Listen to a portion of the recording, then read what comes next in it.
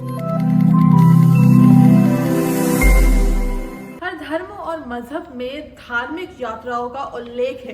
कहीं इसे धर्म के अनिवार्य रूप के अंक में बताया गया है तो कहीं इसे मोक्ष और शांति से जोड़ा गया है। वहीं हिंदू धर्म में जब धार्मिक यात्राओं की बात होती है तो सबसे पहले विचार आता है चार धाम यात्राओं का।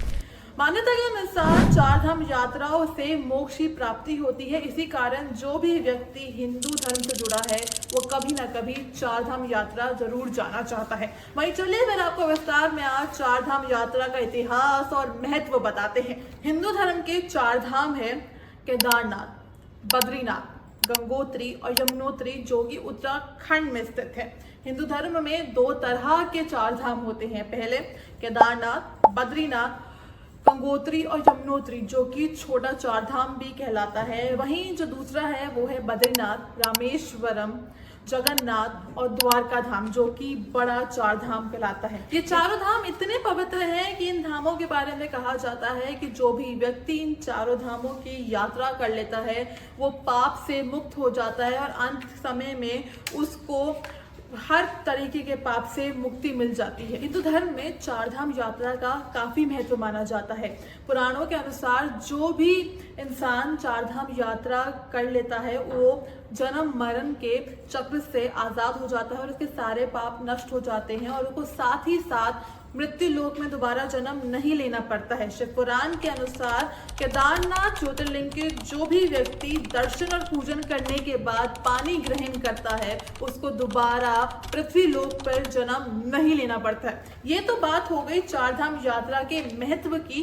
चलिए फिर चार धाम यात्रा का इतिहास भी आपको बताते हैं। आखिर क्या है उत्तराखंड के चारों धामों का इतिहास। उत्तराखंड के चारों धामों की स्थापना जगत गुरु शंकराचार्य जी ने की थी। इसमें बद्रीनाथ, केदारनाथ, गंगोत्री और यमुनोत्री शामिल है। आपको बता दें कि इन चारों धामों के जो स्थापना है इसके पीछे उद्देश्य ये था कि जो हिंदू धर्म है उसको एक संगठित और व्यवस्थित रूप देना था। आपको बता दें कि उस समय कोई भी एक केंद्र सरकार नहीं होती थी। अलग अलग राज्यों में अलग अलग धर्म और संस्कृति के हिसाब से स्थापना थी। वहीं इन चारों धामों को स्थापित करके हिंदुओं को एक संगठित रूप देना था। वहीं आपको बता दें कि जो चार धाम है इनका जो असली मायने है वो है हिंदुओं को एकजुट करना। इसलिए शंकराचार्य जी ने मंदाकिनी के किनारे केदारनाथ, अलकनंदा के किनारे बद्रीनाथ, भागीरथी के किनारे गंगोत्री और यमुना के किनारे यमुनोत्री की स्थापना की। सनातन धर्म में ये मान्यता है कि जो भी व्यक्ति इन चारों धामों के दर्शन करता है उसको मोक्ष प्राप्त होता है।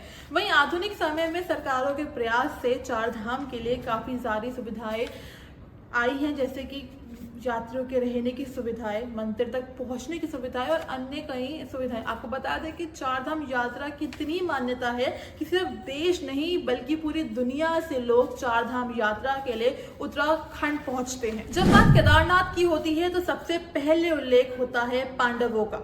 आपको बता दें कि ये कहा जाता है कि जब वे महाभारत के युद्ध के बाद उनको गलानी हुई कि उन्होंने अपने ही भाइयों को मारा है, तब वे प्रायश्चित करने के लिए केदारनाथ पहुंचे और वो केदारनाथ पहुंच के उन्होंने भगवान शिव की पूजा अर्चना की और अपने पापों से मुक्ति पाई। वहीं बद्रीनाथ धाम की कहानी नर और नारायण से जुड़ी है। यहाँ के पेड़ों को और पहाड़ों को भी नर और नारायण के नाम से जाना जाता है। आपको बता दें कि नर और नारायण भगवान विष्णु की तपस्या करने के लिए यहाँ पहुंचे थे और उनकी तपस्या से प्रसन्न होकर भगवान विष्णु ने उनको यहाँ पर दर्शन दिए थे, जिसके बाद ये बद्रीनाथ धाम के नाम से जाना जाता है। गंगोत्री की कहानी तो माता गंगा के धरती पे अवतरण की कहानी है। आपको बता दें कि ये कहा जाता है कि राजा भागीरथी ने यहाँ पर तपस्या की थी ताकि वो माँ गंगा को धरती पे ला सके और उनके पूर्वजों को मुक्ति मिल सके। आपको बता दें कि भागीरथी की तपस्या से प्रसन्न होकर माँ गंगा धरती पे आई थी। पहले वे शिव की जटाओं में आई और उसके बाद वो धरती पे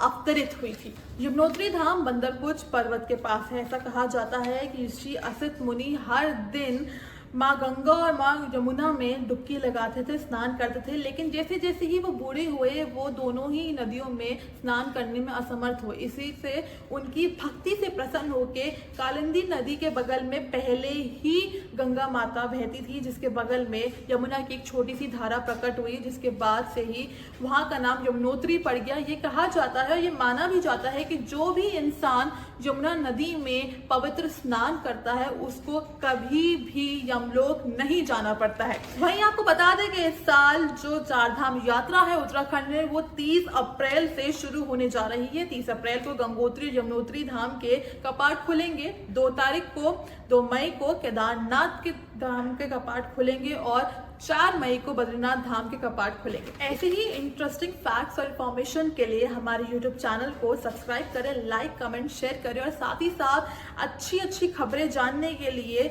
हमारी वेबसाइट को भी विजिट करें।